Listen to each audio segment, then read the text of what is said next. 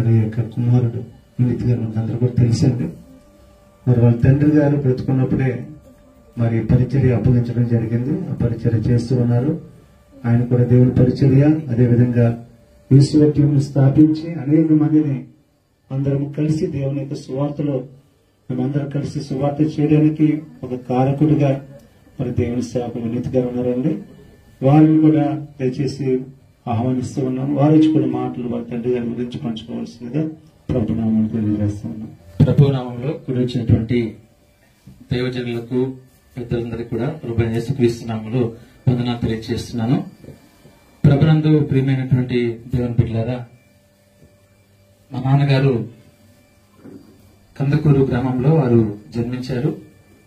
వారి యొక్క తండ్రి గారు జోసఫ్ గారు, అమృతమ్మ గారి యొక్క 6 మంది కుమారులలో చివరివాడు. 2 కుమార్తెలు కూడా, వారు కూడా పెద్దవారు.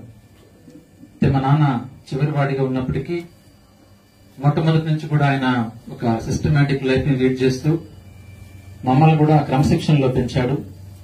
మొదటి నుంచి కూడా మా ఇంట్లో ప్రతిరోజు కూడా కుటుంబ ప్రార్థన ఉండేది. అదే మాకు ఈరోజు దీవెనకరంగా మారింది. ఈ రోజు నేను నిలబడి దేవుని మాటలు చెప్తున్నానంటే దేవుని యొక్క కృప, అదేవిధంగా మా నాన్న యొక్క నడిపింపు. ఎంతో మంది చూస్తున్నాము, యవన కాలంలో దేవుని మార్గంలో నడకుండా ఇష్టానుసారంగా జీవిస్తున్న యవనస్తులను చూస్తున్నా. నేను కూడా అదే విధంగా నేను చదువుకున్న రోజుల్లో నా ఫ్రెండ్స్ తో కలిసి నేను బయటికి వెళ్తున్న సమయంలో మా నాన్న నన్ను ఎంతగానో క్రమశిక్షణగా ఆయన తిడుతూ, అదే సమయంలో కూర్చోబెట్టి ప్రార్థనకి వాక్యాన్ని బోధిస్తూ ఒక టైం టేబుల్ గీసేవాడు. ఈ రోజు నేను వాక్యం చదివితే మరొక రోజు మా అక్క వాక్యం చదవాలి, మరొకరు ప్రార్థన చేయాలి. ఆ విధంగా మా ముగ్గురిని కూడా ఇన్వాల్వ్ చేస్తూ టైం టేబుల్ గీస్తే నేను ఆ టైం టేబుల్ తప్పించుకోవడం కోసంగా బయటికి వెళ్ళిపోయేవాడు. ఇలాంటి రోజుల్లో నేను ఉన్నప్పుడు దేవుని వాక్యం ద్వారా నాతో మాట్లాడినప్పుడు దేవుడు ఒక రోజున నేను దేవుని వాక్యాన్ని మోకాళ్ళని చదివినప్పుడు బైబిల్ అంతా కూడా ప్రతి వచనాన్ని క్షుణ్ణంగా చదువుకుంటూ నెమరు వేసుకుంటూ ముందుకు వెళ్తున్న సమయంలో దేవుడు నన్ను మార్చాడు. ఆ సమయంలో మా నాన్న నాకు నేర్పించిన మార్గం అని నేను ఎన్నుకోవడం జరిగింది. ఆయన యొక్క ప్రణాళిక దేవుని పరిచయం చేయాలి అనేటువంటి మంచి ఆలోచనతో ఆయన ఉన్నాడు. అయితే నాన్న R&D డిపార్ట్మెంట్ లో పనిచేస్తూ ఆయన సీనియర్ సూపరింటెండెంట్ గా పనిచేస్తూ ప్రమోషన్ కూడా వస్తే తీసుకోకుండా, మరి ప్రమోషన్ తీసుకుంటే మరొక జిల్లాకి వెళ్లాల్సి వస్తుందని ఈ యొక్క జిల్లాలో ఉండాలని చెప్పి ఆయన ప్రమోషన్ సైతం వదిలివేసుకుని ఆయన యొక్క జీవితాన్ని కొనసాగిస్తూ ఉండేవాడు. జీవించినంత కాలం కూడా ఆ యొక్క సీట్ లో ఎన్నో అక్రమాలు అన్యాయం చేయడానికి అవకాశం ఉన్నటువంటి సీట్ అది. అటువంటి ఆయన ఆ యొక్క సీనియర్ ఎస్టాబ్లిష్మెంట్ క్లర్క్ గా ఉన్నప్పటికీ ఎటువంటి దేవునికి వ్యతిరేకమైన కార్యాలు చేయకుండా దేవుని యందు భయభక్తులు కలిగి వాక్యానుసారంగా జీవిస్తూ అనేక మందికి మార్గాన్ని చూపిస్తూ ముందుకు వచ్చాడు. మా తాతగారు కండే సామ్యలయ్య గారు వారు పట్రకాగుల ప్రాంతంలో మరి ఆయన హెడ్ మాస్టర్ గా సింగపేట గ్రామంలో, అల్లూరు గ్రామంలో పనిచేస్తూ ఆ యొక్క మార్గంలో వెళ్తూ ఆ యొక్క బట్రకాగుల గ్రామంలో సువార్తను ప్రకటించి అనేక మంది అన్యులకు దేవుని వాక్యాన్ని బోధించి మొట్టమొదటిగా ఒక చిన్న గుడిసెను ఏర్పాటు చేసి అక్కడ దేవుని సువార్తను ప్రారంభం చేశాడు. అది కొనసాగుతున్న సమయంలో కొంతకాలం తర్వాత ఆయన పెద్దవాడైన తర్వాత మరి దాన్ని ఎవరికి అప్పచెప్పాలనేటువంటి ఆలోచనతో ఉన్నప్పుడు ఆయనకి 2 కుమారులు ఉన్నప్పటికీ కూడా పెద్ద అల్లుడికి ఆయన ఇవ్వడం జరిగింది. అప్పటికి మా నాన్న ఉద్యోగం చేస్తున్నాడు. ఉద్యోగం చేస్తూ కూడా మరి మామయ్య ఒక మాటను గౌరవించి ఆ యొక్క బట్రకాగుల సంఘానికి వెళ్లి దేవుని వాక్యాన్ని అందిస్తూ అనేక ఆత్మను రక్షిస్తూ ఆయన ఆ యొక్క గుడిసెను, ఆ తర్వాత దాని యొక్క చిన్న స్లాబ్ వేసి చిన్న మందిరాన్ని నిర్మించారు. ఆ తర్వాత ఒక కాంపౌండ్ వాల్ కూడా నిర్మించారు. అది ఆయన యొక్క టైంలో జరిగింది. ఆ తర్వాత దాదాపుగా ఒక 17 years అక్కడ సేవ చేసిన తర్వాత, ఉద్యోగం చేస్తూ సేవ చేస్తున్న తర్వాత ఒకనొక సందర్భంలో ఈ కరోనా వచ్చిన సమయంలో అప్పుడు పెద్దవాళ్ళని బయటికి వెళ్ళకూడదనేటువంటి ఒక నిబంధనలు తీసుకొని వచ్చినప్పుడు నాన్న నన్ను పంపిస్తూ ఉండటం జరిగింది. అదేవిధంగా పంపిస్తున్న సమయంలో నువ్వు సంపూర్తిగా దేవుని సేవలోకి వెళ్లి సంఘాన్ని చూసుకోవాలి, నేను పోలేకపోతున్నాను, నాకు షివరింగ్ వస్తుంది అనేటువంటి మాట చెప్పినప్పుడు నేను అప్పటి నుంచి ఆ సంఘాన్ని చూడడం జరుగుతుంది. అప్పటి నుంచి ఇప్పుడు దాకా కూడా ఆ సంఘంలో ఫుల్ టైం పరిచయం చేస్తూ దేవునిలో కొనసాగుతూ ముందుకు వెళ్తున్నాను. అయితే మా నాన్నగారు ఎంత మంచి అదృష్టవంతులో లేకపోతే దేవుని యొక్క ప్రణాళికో మనం ఆలోచించినట్లయితే మా అమ్మను మరి నాన్న వివాహం చేసుకోవడము ఎంతో గొప్ప విషయం. మా అమ్మ గుణవతి అయిన భార్య దొరుకుతూ అరుదైనటువంటి విషయాన్ని మనం బైబిల్లో చూస్తాం కదా, అటువంటి అరుదైనటువంటి భార్య ఆయన దొరికింది. ఈ రోజు ఆయన మంచి ఆరోగ్యంతో ఎంతకాలం జీవించాడంటే మొదట చూపించినటువంటి ప్రేమ మా అమ్మని నేను చూస్తున్నాం కదా, మొదట చూపించినటువంటి ప్రేమ చివరి 77 సంవత్సరాలు మా ఫాదర్ మా నిద్రించినప్పుడు ఆ యొక్క వయసు అప్పటి వరకు కూడా మా అమ్మ అదే ప్రేమ చూపిస్తూ ఉండడము, అలాంటి భార్యలు ఉంటారా అనేటువంటి ఒక క్వశ్చన్ మార్క్ నాలో ఏర్పడింది. మా నాన్న మా అమ్మ ఈ 45 ఇయర్స్ మ్యారేజ్ వాళ్ళ యొక్క జీవిత ప్రయాణంలో ఏ రోజు కూడా ఇద్దరు కలిసి ఇద్దరు కలవకుండా ఏ రోజు లేరండి, కలిసే వాళ్ళు ప్రయాణం చేశారు. ఎక్కడున్నప్పటికీ వాళ్ళిద్దరు ఉండడము. మా నాన్న ఎన్ని మాటలు అన్నప్పటికీ మా అమ్మ ఇక్కడి నుంచి బయటకు వెళ్లేది కాదు, వాళ్ళ తల్లిదండ్రుల ఇంటికి పోయేది కాదు. అంతగా ఆయన ప్రేమించింది, అంతగా ఆయన గౌరవించింది. అటువంటి భార్య భర్తకు కిరీటం అని దేవుని వాక్యం సెలవిచ్చిన విధంగా మా అమ్మ అంత కిరీటం లాంటి భార్య ఉంది కాబట్టి ఈరోజు మా నాన్న 77 ఇయర్స్ సంతోషంగా జీవించాడు. కనుక మా అమ్మకి ఈరోజు నాన్న లేని లోటు ఎంతో ఉంది. కాబట్టి సడన్ గా మా నాన్న ఈ లోకాన్ని విడిచిపెట్టి వెళ్ళడము అనేది మా అమ్మకు తీరని లోటు. మేము ముగ్గురము చూపించే ప్రేమ కంటే కూడా మా నాన్న చూపించే ప్రేమ చాలా గొప్పది. కాబట్టి వాళ్ళిద్దరు కూడా ఎప్పుడు బైబిల్ చదువుకుంటుండేవాళ్ళు, ఎప్పుడు కూడా వాక్యం చదువుకుంటూ దేవుని వాక్యం రాసుకుంటూ. ఈరోజు నాన్న ఆ యొక్క లైబ్రరీ చూస్తే దాంట్లో అన్ని కూడా ఎక్కడ పట్టిన వాక్యాలే, ఎక్కడ పట్టిన వాక్యాలే, చిన్న చిత్తు పేపర్లో, న్యూస్ పేపర్లో వాక్యాలే. అటువంటి జీవితాన్ని ఆయన జీవించాడు. మమ్మల్ని కూడా అదే విధంగా పెంచాడు. నన్ను ఇప్పుడు కూడా తప్పు చేస్తే క్షమించేవాడు కాదు, చాలా ఇష్టానుసారంగా నన్ను మాట్లాడి తిట్టేవాడు. దేవుని వాక్యానికి వ్యతిరేకంగా తిరుగుతున్నావా, సైతాన్ లాగా ఉన్నవారటువంటి మాటలు కూడా అన్ని రోజులున్నాయి. కానీ దేవుని యొక్క కృపను బట్టి, ఆయన యొక్క ప్రార్థనలు బట్టి ఈరోజు మేమంతా కూడా దేవుని యొక్క పరిచర్యలో, ఈరోజు మా అక్క అదేవిధంగా మా చెల్లెల కుటుంబం కూడా దేవుని పరిచర్యలో కొనసాగుతున్నారు. నిన్న కూడా మా బావ వాళ్ళ సంఘము యానివర్సరీ అయితే వారు అక్కడ, మా బావ కూడా కొంత బాధల్లో ఉన్నాడు. వాళ్ళ నాన్నగారికి ఆరోగ్యం బాగాలేదు, ఆయనకి 83 ఇయర్స్ అయినప్పటికీ కూడా బావగారు నిన్న అక్కడ వాక్యం అందించారు. జగదేవ్పేటలో వాళ్ళ చర్చి ఉంది. కాబట్టి మా కుటుంబం అంతా దేవుని పరిచర్యలో కొనసాగుతుంది.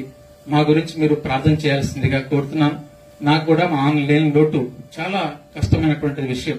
ఒకసారిగా అంతా కూడా బద్దనంతా నా మీద పడినట్టుగా అనిపిస్తుంది. ఒక్కొక్కసారి రాత్రిపూట నిద్రనడం లేదు. మెలకు వచ్చినప్పుడల్లా జ్ఞాపకం చేసుకుంటూ బాధపడుతూ ముందుకు వెళ్తున్నాను. అయినప్పటికీ పరలోకంలో కలుస్తామనేటువంటి నిరీక్షణతో ముందుకు వెళ్తున్నాను. అయితే ఎప్పుడైతే ఇది దేవుని పిలుపని నేను ఎలా నమ్మానంటే, గత సంవత్సరం నుంచి మేము గమనించినప్పుడు ప్రతిదీ కూడా చాలా గ్రాండ్ గా జరిగింది మా ఇంట్లో. ఎప్పుడు అట్లా జరగలేదు. గత 1 ఇయర్ నుంచి 24 నుంచి 25 ఈ ఆగస్ట్ 3 లోపల జరిగిన ప్రతి కార్యక్రమం, బర్త్డేస్ కావచ్చు, మా పిల్లలు కావచ్చు, మా మ్యారేజ్ డే మరి ఫిబ్రవరి 24th మ్యారేజ్ డే జరిగితే ఇంతవరకు మాకు ఎప్పుడు జరగలేదు ఆ విధంగా. ఈ 14 ఇయర్స్ లో అంత గ్రాండ్ గా జరిగింది. ఆ రోజు నేను నాన్నకది ఆ కోర్టు వేసాను. నేను కోర్టు వేసి ఆ రోజు ఫోటో తీసాను. సో అది తీయడం ఎంత ఈ రోజు నాకు సంతోషం అంటే, మా నాన్న నా గురించి ఎంత ఆలోచించాడో. ఈ రోజు యూసీవై టీం ఏర్పాటు చేసిన తర్వాత టీవీలో కూడా కార్యక్రమము వస్తుంది. ఆ టీవీలో కార్యక్రమానికి కూడా నాన్న ఒక పేరు చెప్పండి అన్నప్పుడు ఆయన ఆ పేరు రక్షణ మార్గం అని చెప్పాడు. ఈ రోజు ఆ పేరుని దేవుడు నాకు ఏర్పాటు చేశాడు. అదేవిధంగా నాన్న బట్టకాగల సంఘంలో ఏ రోజు వాళ్ళకి క్యాలెండర్స్ ప్రింటింగ్ అనేది అలవాటు లేదు. దేవుని కృపను బట్టి సంవత్సరం క్యాలెండర్స్ ప్రింట్ చేపిస్తే డాడీ వాళ్ళతో ఓపెన్ చేయించాను. 24 సంవత్సరం 25th ఆగస్టు వరకు జరిగిన ప్రతి కార్యక్రమం, ప్రతి బర్త్డే చాలా గ్రాండ్ గా జరిగింది. డాడీ వాటిలో ఇన్వాల్వ్మెంట్ ఎక్కువ ఉంది. ఎందుకని చూస్తే ఈ రోజు తెలుస్తుంది దేవుని పిలుపండి. జస్ట్ ఒక మంత్ ముందు అంటే April 3rd నిద్రించినప్పుడు జులై ఆ టైంలో మనకి ఒకరోజు నేను ఇట్లానే గూగుల్ మీట్ లో వాక్యం చెప్తున్నా. ఆ టైంలో గూగుల్ మీట్ జరుగుతూ ఉంది, నేను నడిపిస్తున్నాను. నాన్న వెంటనే ఫోన్ చేశారు. అమ్మ ఫోన్ చేసింది. ఏమ్మా అంటే, నాన్న బాత్రూంలో పడిపోయాడు రానింది. నేను వెంటనే గబగబా కిందకి వచ్చాను. నాన్న బాత్రూంలో అట్లా కూర్చోన్నాడు. ఏం అర్థం కాలేదు. వెంటనే 2 చేతులతో పట్టుకున్నాం, చిన్నపిల్లలాగా పట్టుకొని ఎత్తుకొని వెళ్ళి మంచం మీద పండేశాను. నాన్న పడుకున్న తర్వాత కొంతసేపటికి వెంటనే డాక్టర్ మన సురేష్ ని పిలిచి కొంత ఇంజక్షన్స్ వేసిన తర్వాత ఒక 2 రోజులు బాగున్న తర్వాత పెయిన్ వస్తుందిరా నాకు అన్నప్పుడు నేను అక్కడ హాస్పిటల్ తీసుకెళ్లాను. ఎక్స్రే తీయించిన తర్వాత ఎక్స్రే రిపోర్ట్ లో ఎక్కడ ఎటువంటి బ్రేకేజ్ లేదని చెప్పారు. అయినప్పటికీ నాన్న కూర్చోలేకపోతున్నాడు, బాధపడుతున్నాడు. అయితే నెల్లూరుకి వెళ్దామని నిర్ణయం తీసుకున్నాము. నెల్లూరుకి వెళ్ళినప్పుడు మా అక్క వాళ్ళు, బావ, చెల్లెలు అందరూ వచ్చారు. తీసుకుని వెళ్ళి నెల్లూరులో మరి ఈనెల్ హాస్పిటల్లో చూపించినప్పుడు ఎంఆర్ఐ స్కాన్ చేసినప్పుడు డిస్క్ నెంబర్ 12 లో జస్ట్ కొంత డిస్ప్లేస్ లైట్ గా చూపించారు. కానీ ఇక్కడ మీరు ఉండాల్సిన అవసరం లేదండి, మీరు ఇంటికి వెళ్ళండి అని చెప్పి డాక్టర్ గారు చెప్పారు. అయినప్పటికీ ఆ సమయంలో సోడియం తగ్గిందని చెప్పారు. అప్పుడు వెంటనే హాస్పిటల్లో జాయిన్ చేశాం. చేసిన తర్వాత ఒక 2 రోజులు సోడియం కొరకు మాత్రమే అక్కడ ఉన్నాము. నాన్నకి ఎటువంటి ఇబ్బంది లేదని చెప్పి. అయితే వాళ్ళు ఏం చెప్పారంటే బెడ్ రెస్ట్ లో ఉండాలి. టోటల్ గా 15 డేస్ బెడ్ లో ఉంటే ఆ తర్వాత రికవరీ అయిన తర్వాత నడవచ్చని చెప్పారు. 15 డేస్ మా అక్క చాలా గొప్ప పరిచయం చేసింది నాన్నకు. బెడ్ దిక్కకుండా మా అక్క, అదేవిధంగా మా అల్లుళ్ళు ఇద్దరు కూడా, విదిత్ కుమార్, విదేశ్ కుమార్ ఇద్దరు కూడా, వాడు బీటెక్ చదువుతున్నాడు, చిన్నవాడు, పెద్దోడు వాడు జాబ్ ట్రై చేస్తున్నాడు. వాళ్ళ ముగ్గురు కూడా నిద్రపోకుండా అనుక్షణము నాన్న కాచి పెట్టుకుని మంచం దిక్కకుండా సమస్తం చేశారు. స్నానంతో పాటు ప్రతి విషయాన్ని నాన్నని వాళ్ళు చూశారు. చక్కగా వాళ్ళు పరిచయం చేశారు. అయితే 15 రోజుల తర్వాత హాస్పిటల్కి వెళ్ళినప్పుడు వాళ్ళు ఆ డాక్టర్ గారు చూసి, ఎవరండి మీ నాన్న చూసి నేను చక్కగా చూశారు, వెంటనే రికవర్ అయిపోయింది, టాబ్లెట్స్ 10 రకాలు ఉన్నాయి, మొత్తం మానేసేయమని చెప్పారు. మానేసేసాము. తర్వాత దేవుని కృపను బట్టి నాన్న చక్కగా ఉన్నాడు. ఆ తర్వాత మా చిన్న బర్త్డే జరిగింది. వాడు బర్త్డేలో బ్రహ్మాండంగా కూర్చున్నాడు. మా సంఘస్థులందరితో కూడా వీడియో కాల్ లో మాట్లాడాడు. అదే లాస్ట్ బర్త్డే. మా అల్లుడు పెద్దోడు అంటే వాడు మా నాన్నకి చాలా ఇష్టము.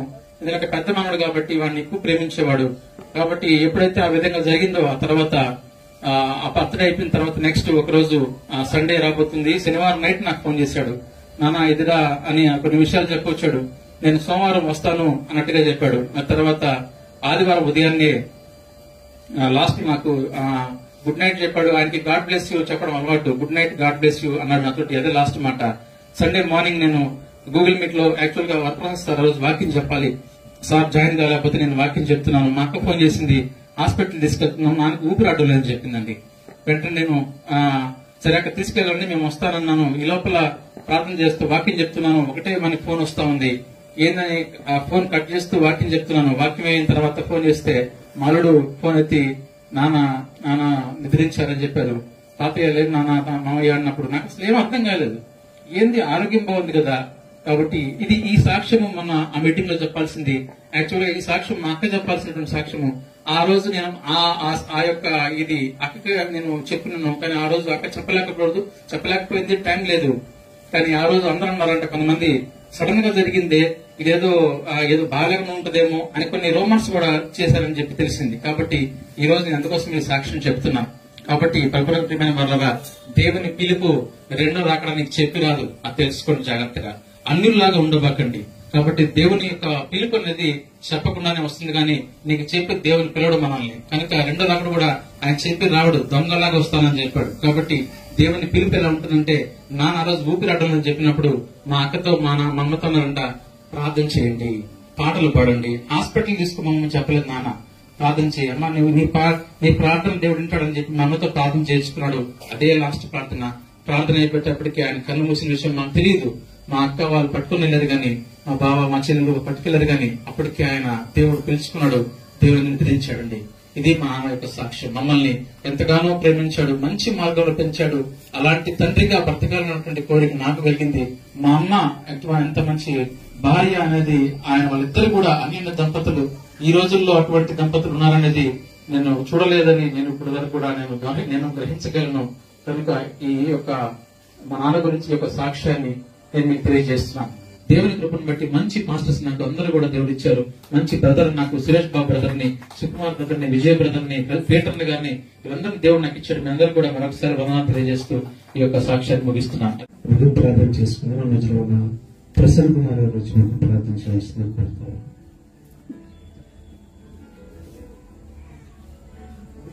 ప్రార్థించుకుందాం. ప్రేమ గల తండ్రి, కృప కలిగిన మా గొప్ప దేవ ఈశ్వరాజా, మీకు వేలాది స్థుతులు స్తోత్రాలు చెల్లించుకుంటున్నాం తండ్రి. అయినా మా మామగారు నిద్రించి ఒక నెల గడిచి ఉండగా తండ్రి, ఇంతకాలం తండ్రి మా కుటుంబానికి ఆదరణకర్తగా ఉన్న గొప్ప దేవ, మీకు వేలాది స్థుతులు స్తోత్రాలు చెల్లించుకుంటున్నాం తండ్రి.